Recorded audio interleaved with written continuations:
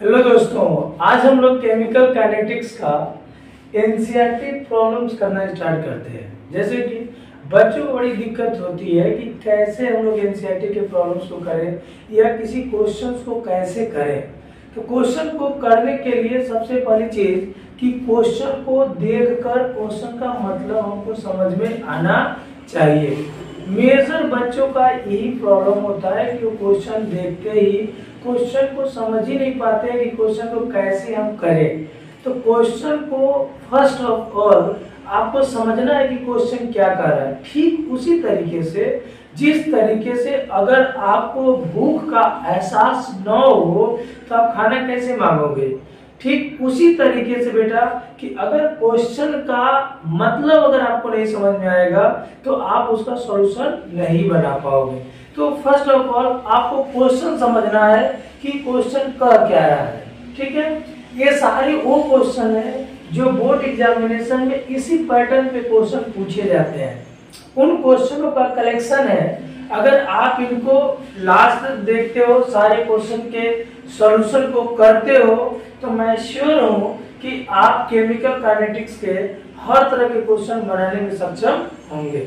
जैसे अब हम लोग स्टार्ट करते हैं। पहला क्वेश्चन ये कह रहा है कि calculate the overall order of reaction. मतलब कह रहा है कि इस order of reaction which has the rate expression. देखो यहाँ पे क्वेश्चन क्या कर रहा है, जिन बच्चों को क्वेश्चन नहीं समझ में आ रहा है उन बच्चों के लिए ये वीडियो बहुत मस्त है, ध्यान से देखें बच्चों। ये कह रहा है कि इस एक केमिकल रिएक्शन का रेट एक्सप्रेशन दिया हुआ बच्चों। देखिए correct, calculate the overall order of reaction which has rate expression. एक केमिकल रिएक्शन है, उसका रेट एक्सप्रेशन दिया हुआ है और इस रेट एक्सप्रेशन देकर उस केमिकल रिएक्शन का क्या पूछ रहा है बच्चों, ओवरऑल ऑर्डर ऑफ रिएक्शन पूछ रहा है। क्या पूछ रहा है बच्चों, ओवरऑल ऑर्डर ऑफ रिएक्शन। कैसे हम लोग निकालेंगे देखें। अगर मैं इसका एक्सप्रेशन यहाँ पे लिखता हूँ, rate is equal to rate constant, K means rate constant, rate is equal to K active mass of A to the power 1/2 या कंसंट्रेशन टू पावर 1/2 या कंसंट्रेशन B टू 3/2।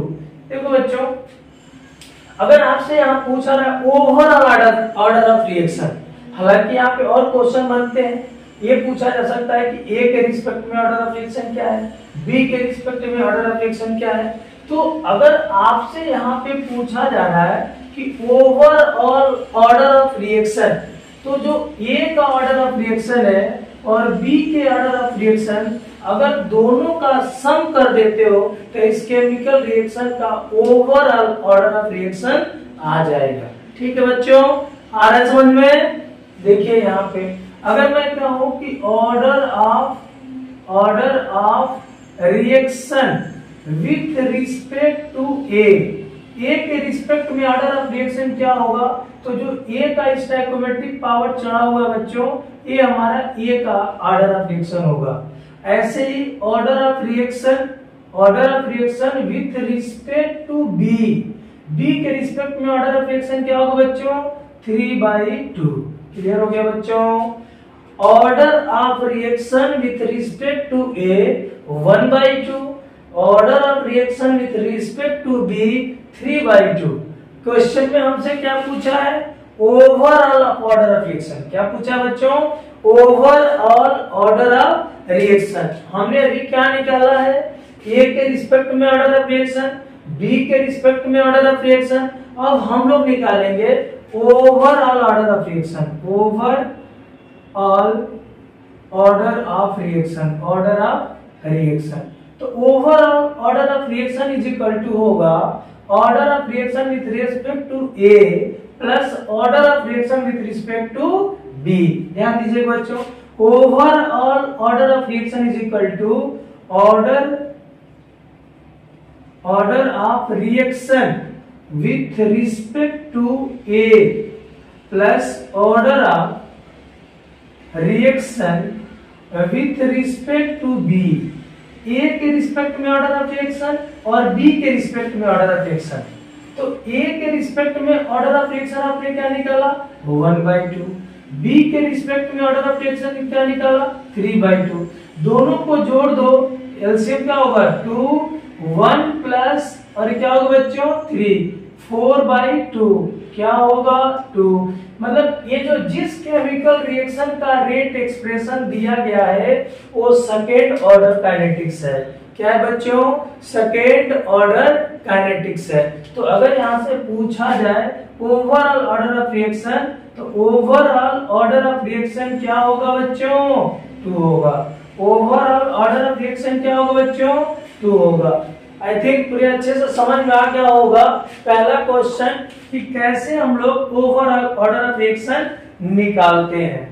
ये बहुत इंपॉर्टेंट क्वेश्चन है, इसी साल सीबीएसई बोर्ड में इस question से पूछा गया था, बट उसमें क्या किया था ए के कंसंट्रेशन को बढ़ाया था घटाया था, इस तरीके से क्वेश्चन थे। ऐसे भी क्वेश्चन आते हैं। यहाँ पे ऑर्डर ऑफ रिएक्शन देकर यूनिट ऑफ के भी पूछ देता है। क्या पूछ देता है बच्चों यूनिट ऑफ के भी पूछ देता है, इस रेट कांस्टेंट का यूनिट पूछ देता है। तो मैं पढ़ाते समय लेक्चर में अपने ये पढ़ाया था कि यूनिट ऑफ के जब भी आपसे पूछा जाए तो आप एक फार्मूला अपने मास्टर फार्मूला अपने दिमाग में रख लो, mole upon litre 1 minus n into second inverse. Mole upon litre 1 minus n into second inverse, यानी क्या है बच्चों ऑर्डर ऑफ रिएक्शन। तो अगर यहाँ पे रख दो, देखो क्वेश्चन नहीं है, इस क्वेश्चन का सलूशन नहीं है, मैं बता रहा हूँ कि ऐसे भी क्वेश्चन पूछा जा सकता है। यहाँ पे अगर n के जगह पे 2 रख दोगे तो एक इसका ऑर्डर ऑफ रिएक्शन मिल जाएगा। मोल upon litre 1 minus 2 into second inverse. अब सॉल्व कर दोगे ये हमारा एक एक्स्ट्रा क्वेश्चन यहाँ से पूछा जा सकता है, ये भी आपको आना चाहिए बेटा। समझ में आ रहा है बच्चों? ठीक है, अब हम लोग अब दूसरा क्वेश्चन सॉल्व करते हैं। दूसरा क्वेश्चन क्या कर रहा है ध्यान से देखिए, ये भी बहुत आसान क्वेश्चन है। ये कह रहा है कि identify the order of reaction, identify the order from, मतलब ये केमिकल रिएक्शन क्या रेट कांस्टेंट की वैल्यू दी गई है। देखो यहाँ पे क्या दिया गया था, रेट एक्सप्रेशन देके ऑर्डर ऑफ रिएक्शन पूछा गया था, और यहाँ पे क्या पूछा जा रहा है रेट कांस्टेंट देके ऑर्डर ऑफ रिएक्शन पूछा जा रहा है। ध्यान देना बच्चों, देखो दोनों क्वेश्चन में, एक क्वेश्चन में रेट एक्सप्रेशन दिया गया है, एक क्वेश्चन में क्या दिया गया है रेट एक्सप्रेशन देके ऑर्डर ऑफ रिएक्शन पूछ रहा है, और दूसरे क्वेश्चन में क्या है रेट कांस्टेंट की वैल्यू देके और हमसे ऑर्डर ऑफ रिएक्शन पूछ रहा है। क्लियर बच्चों? तो यहाँ पे हम लोग दूसरे क्वेश्चन को कैसे सॉल्व करेंगे, रेट कांस्टेंट की वैल्यू देके अगर हमसे ऑर्डर ऑफ रिएक्शन पूछ रहा है तो हम लोग उसके यूनिट को पकड़ते हैं। किसको पकड़ते हैं बच्चों? यूनिट को। किसको पकड़ते हैं बच्चों? यूनिट को पकड़ते हैं। किसको पकड़ते हैं? यूनिट को। हम अभी एक फार्मूला बताए हैं कि अगर यूनिट ऑफ के आपसे पूछ दिया जाए, यूनिट ऑफ के, तो आप एक मास्टर फार्मूला तैयार कर लो, मोल पर litre 1 minus n into second inverse. Mole पर litre 1 minus 1 into second inverse. अब देखो यहाँ पे समझना, ये लीटर इंटू मोल इनवर्स है, इसका मतलब ये लीटर ऊपर जा रहा है, लीटर ऊपर जा रहा है। तो लीटर ऊपर जाने का मतलब क्या हुआ, यहाँ पे जो वैल्यू आएगी नेगेटिव आएगी, और जब यहाँ पे वैल्यू नेगेटिव आएगी तो n की वैल्यू हमेशा 1 से ज्यादा होगा, n की वैल्यू हमेशा 1 से ज्यादा होगा। अगर लीटर यहाँ पे देख रहे हो बच्चों, लीटर अगर मोल इनवर्स में है तो क्लियर है बच्चों कि लीटर ऊपर जाएगा, और लीटर को ऊपर ले जाने के लिए यहाँ पे 1 माइनस n की वैल्यू इस 1 से ज्यादा होगा, तभी वैल्यू नेगेटिव में आएगी। इनवर्स फंक्शन हम लगाएंगे। अब यहाँ पे क्लियर है कि अगर n की वैल्यू 2 रखते हैं तो इनवर्स बन जाएगा, अगर 3 रखेंगे तो यहाँ पे l स्क्वायर बनेगा, तो यहाँ पे l स्क्वायर है नहीं, तो क्लियर है कि यहाँ पे n की वैल्यू क्या रखनी होगी 2 रखनी होगी। तो देख लो बच्चों, मोल पर लीटर और 1 माइनस 2 इंटू सेकेंड इनवर्स, ये तो कॉमन है। यहाँ पे क्या बन गया बच्चों, मोल upon litre -1 into second inverse. अब इस इनवर्स को पॉजिटिव करते हैं तो न्यूमरेटर डिनोमिनेटर बन जाता है, डिनोमिनेटर न्यूमरेटर बन जाता है। तो ये ऊपर जाएगा तो क्या होगा लीटर अपॉन मोल, और ये पावर 1 हो जाएगा इंटू सेकेंड इनवर्स। ले जाओ ऊपर, litre mole inverse into second inverse. Clear हो गया बच्चों? अब देखिए यहाँ पे क्लियर है कि n की वैल्यू 2, यही हमारा ऑर्डर ऑफ काइनेटिक्स है। तो अगर n की वैल्यू 2 आ रहा है तो इस केमिकल रिएक्शन मतलब इस रेट एक्सप्रेशन का कौन सा ऑर्डर होगा, तो बताओ कि सेकंड ऑर्डर का काइनेटिक्स है। कौन सा ऑर्डर काइनेटिक्स है बच्चों, सेकंड ऑर्डर काइनेटिक्स है। कौन सा ऑर्डर काइनेटिक्स है, सेकंड ऑर्डर काइनेटिक्स है। क्लियर हुआ बच्चों, क्लियर हुआ, ठीक है बच्चों। देखो फिर नेक्स्ट क्वेश्चन हम लोग स्टार्ट करते हैं, ये लिख लेना आप लोग। नेक्स्ट क्वेश्चन हम लोग स्टार्ट करते हैं, बहुत आसान क्वेश्चन है बच्चों। अगर थोड़ा सा इस वीडियो को लास्ट तक देखते हो तो मैं श्योर हूं कि आप क्वेश्चन आसानी पूर्वक कर लोगे। देखो अगला क्वेश्चन तीसरा है, बहुत आसान क्वेश्चन है और वेरी वेरी इंपॉर्टेंट है, बहुत आसान क्वेश्चन है। ऐसे बहुत क्वेश्चन आपको मिलेंगे, ध्यान दीजिएगा।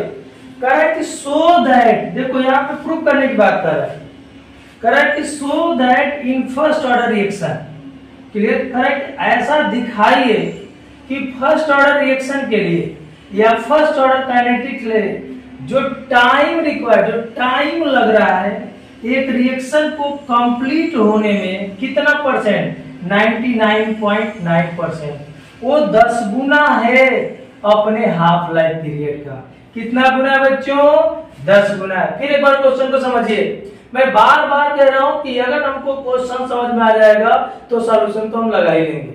देखिए यहाँ पे कह रहा है कि ऐसा करके दिखाइए so that in a first order reaction, मतलब शो कीजिए फर्स्ट ऑर्डर काइनेटिक्स के लिए कि समय जो लग रहा है कितना परसेंट कंप्लीट होने में, 99.9% कंप्लीट होने में जो समय लग रहा है वो अपने ही हाफ लाइफ पीरियड का कितना गुना है बच्चों, 10 गुना है।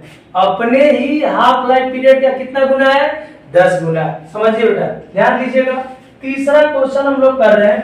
तीसरे क्वेश्चन में हम लोग जानते हैं, दो चीजें याद रखिएगा, जब भी कंसंट्रेशन परसेंटेज में डिसोसिएट हो रहा है या रिएक्शन कंप्लीट होते समय कंसंट्रेशन परसेंटेज में दे रहा है कि इंक्रीज कर रहा है डिक्रीज कर रहा है, तो हमारा उस सिचुएशन में इनिशियल कंसंट्रेशन हमेशा हम लोग 100 लेते हैं। इनिशियल कंसंट्रेशन क्या लेते हैं बच्चों, 100 लेते हैं। इनिशियल कंसंट्रेशन क्या लेते हैं, 100 लेते हैं। समझिए दो रिलेशन आपको फर्स्ट ऑर्डर काइनेटिक्स के लिए इसमें यूज होगा। पहला रिलेशन कि हम जानते हैं कि T half first order kinetics के लिए होता है कि 0.6932 अपान के। देखो फर्स्ट ऑर्डर काइनेटिक के लिए T half is equal to क्या होता है बच्चों, T half is equal to 0.6932 upon K. अगर मैं यहाँ से के की वैल्यू लिखूं तो क्या लिख दूंगा, 0.6932 अपान टी हाफ। मान लेते हैं पहला इक्वेशन बन गया, कितना सबको आ रहा होगा। दूसरा रिलेशन हम लोग पढ़े हैं टाइम के लिए, कहते हैं k is equal to 2.303 upon T log 10 base r naught upon r T. r naught को हम लोग क्या कहते हैं बच्चों, इनिशियल कंसंट्रेशन, और r टी को कहते हैं कंसंट्रेशन एट टाइम t। अब ध्यान दीजिए, यही पूछ रहा है कि जो ये समय है जो इस हाफ लाइफ पीरियड का 10 गुना होगा, कितना परसेंट कंप्लीट होने के लिए, 99.9% कंप्लीट होने के लिए। क्लियर हो बच्चों। मैंने अभी क्या कहा, a rate constant a rate constant दोनों फर्स्ट ऑर्डर काइनेटिक्स का ही है, इसलिए एक ही रिएक्शन का है, ये दोनों क्या होंगे, सेम होंगे। ये दोनों क्या होंगे, सेम होंगे। अब यहां ध्यान दीजिएगा कि अगर हमारा इनिशियल कंसंट्रेशन आर नॉट, अभी मैं कहूं परसेंटेज में होगा, तो उस समय इनिशियल कंसंट्रेशन को हम लोग क्या मानेंगे, 100 मानेंगे। अगर टाइम टी पे कंसंट्रेशन 99% तो कंप्लीट हो चुका है, बचा कितना है, 1, तो यहाँ पे बचा कितना, 100 माइनस 99.9, तो आर टी समय टी पे कंसंट्रेशन बचा कितना, तो 0.1 बेटा, कितना बचा हुआ है, 0.1। अब देखो इनिशियल कंसंट्रेशन 100 मिल गया और टाइम टी पे कंसंट्रेशन कितना मिला, 0.1। अब वैल्यू हम रखते हैं यहाँ, k is equal to 2.303 upon T log 10 base R naught की वैल्यू कितना है बच्चों 100 अपन आर टी की वैल्यू कितना है 0.1। सॉल्व करते हैं इसको। अब ये जो k की वैल्यू है यहाँ इक्वेशन 1 से लाके रख देते हैं तो क्या होगा 0.6932 upon T half is equal to 2.303 upon T log 10 base. ये क्या होगा बच्चों, अगर 10 से नीचे 10 से ऊपर मल्टीप्लाई करेंगे तो 10 टू दी पावर 3 होगा। और आप लोग लॉग की प्रॉपर्टीज में पढ़े हो कि अगर log 10 base m to the power n है तो n आगे मल्टीपल होगा। ठीक वही केस यहाँ बन रहा है तो क्या होगा 0.6932 upon T half is equal to 2.303 upon T into 3 log 10 base 10। Base और वैल्यू दोनों अगर log में बराबर हो जाते हैं तो इसका मान किसके बराबर हो जाता है बच्चों 1 के बराबर हो जाता है। अब इसको सॉल्व करते हैं 0.6932 upon T half is equal to 3 3 जा 9 0 3 3 जा 9 पॉइंट 3 2 जा 6 अपॉन टी। अब सॉल्व करो, इन दोनों को सॉल्व करोगे तो नियरली 10 टाइम्स में कट जाएगा। अब ये वैल्यू क्या आ गया 1 upon T half is equal to 10 upon T. Cross multiply कर दो बच्चों तो t is equal to 10 into T half. ये प्रूव करना था ना, हेंस प्रूव। मतलब जो समय लग रहा है 99.9 कंप्लीट होने में वो अपने हाफ लाइफ पीरियड का कितना है बच्चों 10 गुना है। कितने लोग समझ में आ गए बच्चों? देखो बेटा ध्यान दो, अगर इस क्वेश्चन को देखो बहुत सारे क्वेश्चन इस तरीके से मिलेंगे आपको। अगर ये करने के लिए आ रहा है तो श्योर है कि आगे के भी क्वेश्चंस आपसे बनेंगे। देखो ये फर्स्ट ऑर्डर रिएक्शन के लिए हाफ लाइफ पीरियड और रेट कांस्टेंट में रिलेशन है। ये फर्स्ट ऑर्डर रिएक्शन टाइम और रेट कांस्टेंट में रिलेशन है। इन दोनों फार्मूले को एप्लीकेशन यूज करके हम लोग क्या किए टाइम और क्या हाफ लाइफ पीरियड में 99.9% कंप्लीट होने वाले रिएक्शन के बीच में रिलेशन निकाला जो कितना गुना है 10 गुना है। ये प्रूव करके दिखाना था। आ रहा बच्चों? चलिए अब हम नेक्स्ट क्वेश्चन स्टार्ट करते हैं। नेक्स्ट और भी आसान है बच्चों, ध्यान दीजिएगा। नेक्स्ट क्वेश्चन देखो, नेक्स्ट क्वेश्चन भी बड़ा आसान है। हम लोग नेक्स्ट क्वेश्चन का सॉल्यूशन करते हैं। सॉल्यूशन नंबर 4 क्या होता है, पहले मैंने अपने स्टार्टिंग में ही बताया कि सबसे पहला हमारा प्रॉब्लम क्या है क्वेश्चन को समझना। देखो क्वेश्चन 4 क्या कर रहा है कि the conversion of molecule X to Y। Clear हो गया कि यहां से बात कर रहा है कि एक रिएक्शन का कन्वर्जन हो रहा है X टू Y। क्लियर है कि ये रिएक्टेंट है प्रोडक्ट है, कन्वर्जन हो रहा है X टू Y मतलब X से किस में जा रहा है Y। तो क्लियर है कि ये रिएक्टेंट का कंसेंट ये रिएक्टेंट है और ये क्या है प्रोडक्ट है। अब कर रहा है follows the second order kinetics. किसको फॉलो कर रहा है सेकंड ऑर्डर काइनेटिक्स है। तो क्लियर है बेटा कि जो रेट होगा rate is equal to rate expression करो इसका तो rate is equal to K और concentration of X to the power क्या होगा 2 बिकॉज ये क्या कर रहा है सेकेंड ऑर्डर काइनेटिक्स है।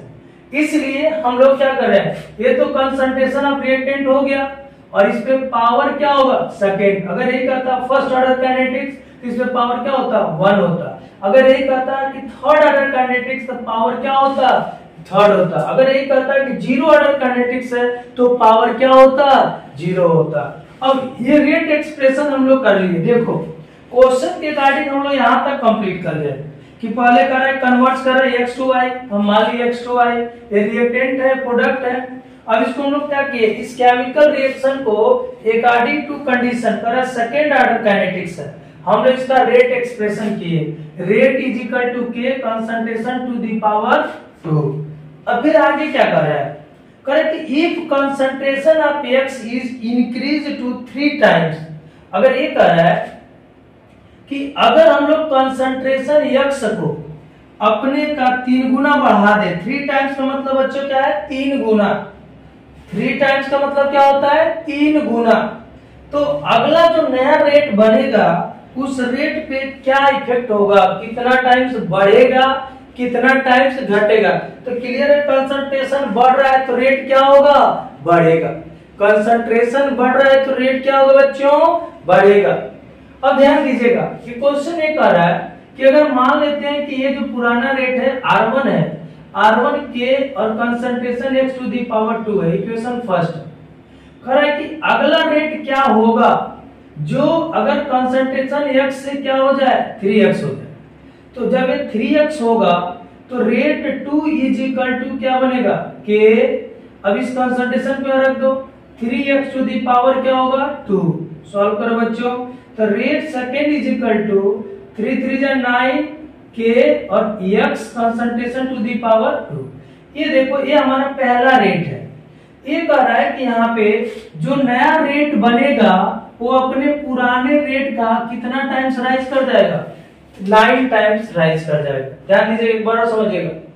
कह रहा है कि अगर उसका कंसंट्रेशन अपने इनिशियल कंसंट्रेशन का 3 गुना हो रहा है तो जो नया रेट बनेगा अपने पुराने रेट का 9 टाइम्स राइज कर जाएगा। कितना टाइम्स राइज करेगा बच्चों, 9 टाइम्स राइज कर जाएगा। क्लियर होगा बच्चों। देखो एक एक स्टेप मैं क्वेश्चन को तोड़ तोड़ के सॉल्यूशन तक पहुंचने की कोशिश कर रहा हूं और मुझे विश्वास है कि आप लोग बहुत अच्छी तरीके से चीजें क्या होंगी, समझ में आएगा।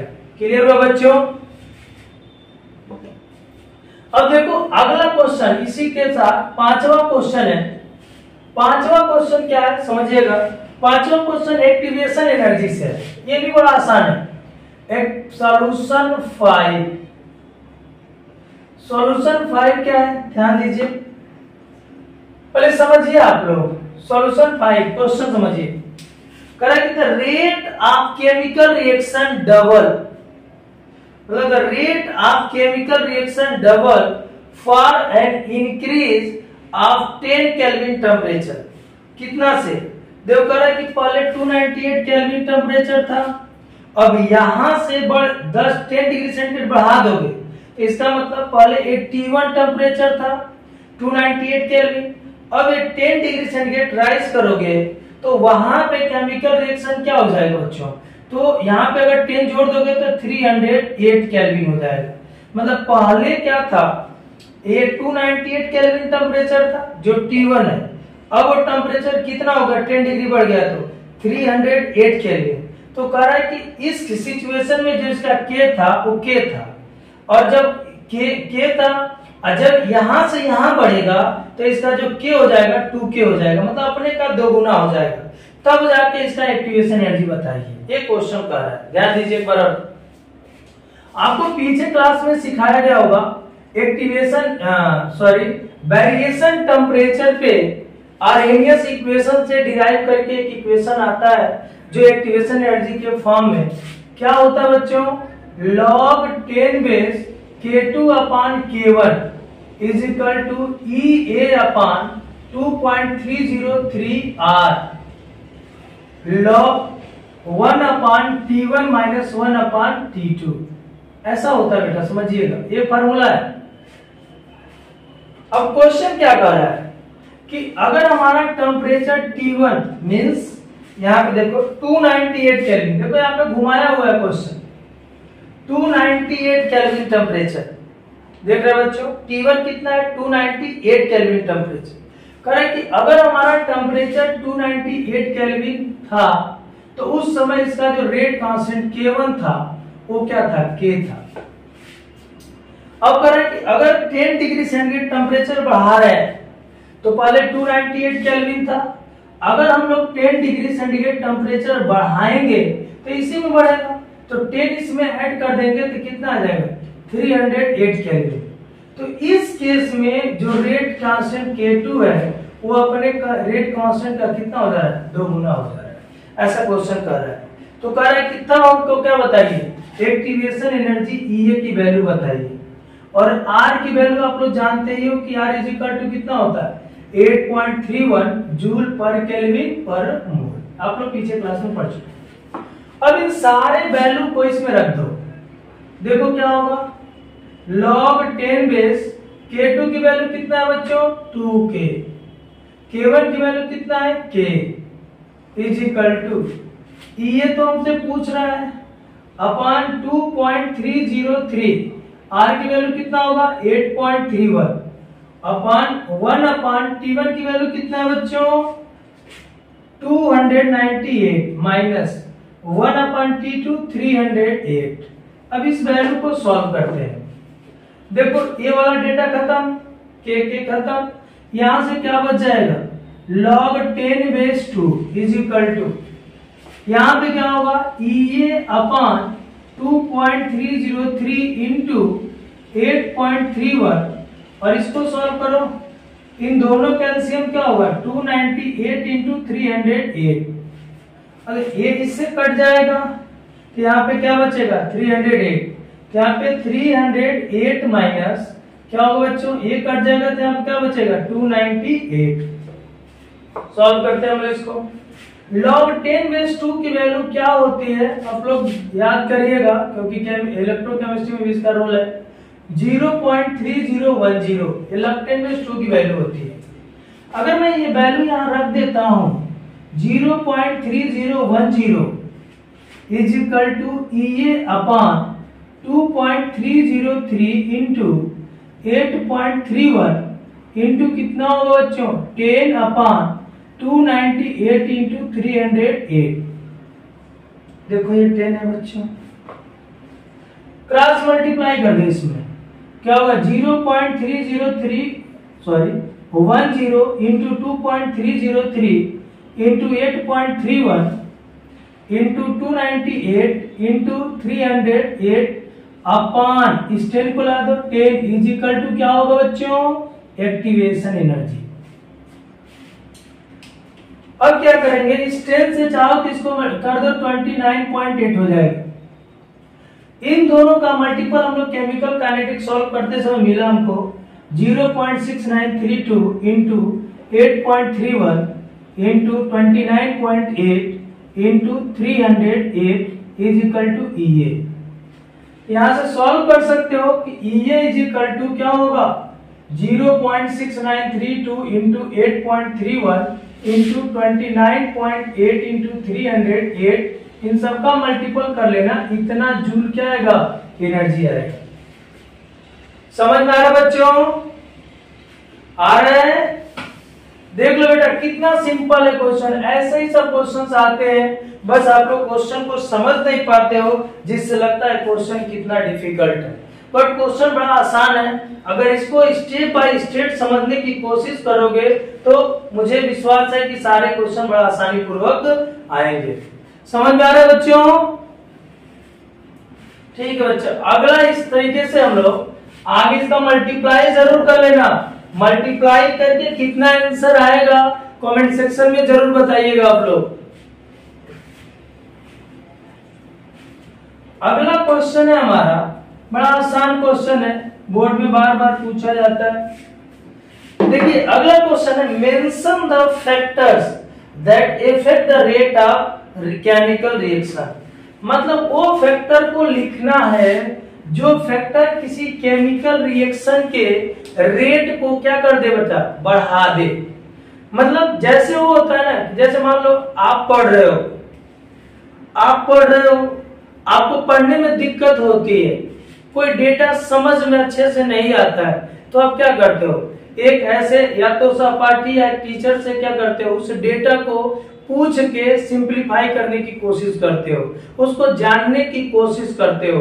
ठीक उसी तरीके से अगर मान लो कोई केमिकल रिएक्शन आप करा रहे हो, केमिकल रिएक्शन हो रहा है, वो अपने रेट से हो रहा है, उसका जो नेचुरल टेंडेंसी है उससे हो रहा है। मान लो हमको जरूरत पड़ी कि उसकी टेंडेंसी को बढ़ा दें कि वो रिएक्शन तेजी से हो जाए। मान लो हमको उसका इंडस्ट्रियल लॉ लेना है, या गेन लेना है, तो हम लोग क्या करते हैं, उसमें कुछ ऐसे फैक्टर है जो किसी केमिकल रिएक्शन के रेट को बढ़ा देते हैं। क्लियर हुआ बच्चों? तो पहला तो वो फैक्टर क्या है, तो नेचर ऑफ रिएक्टेंट भी डिपेंड करता है। पहला नेचर ऑफ रिएक्टेंट पे भी डिपेंड है कि वो रिएक्टेंट कैसा है, वो भी एक फैक्टर है रेट ऑफ रिएक्शन को बढ़ाने के लिए। नेचर ऑफ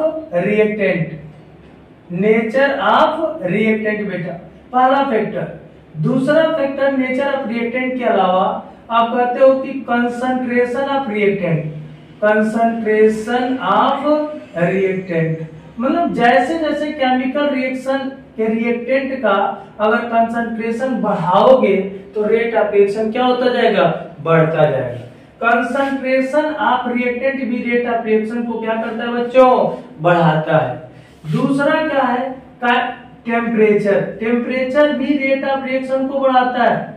टेम्परेचर भी किसी केमिकल रिएक्शन के रेट को क्या कर देता है बच्चों, बढ़ा देता है, क्योंकि काइनेटिक एनर्जी बढ़ जाती है, कोलिजन पार्टिकल के बीच का जो रेट बढ़ जाता है, जिससे रेट ऑफ रिएक्शन क्या हो जाता है बच्चों, बढ़ जाता है।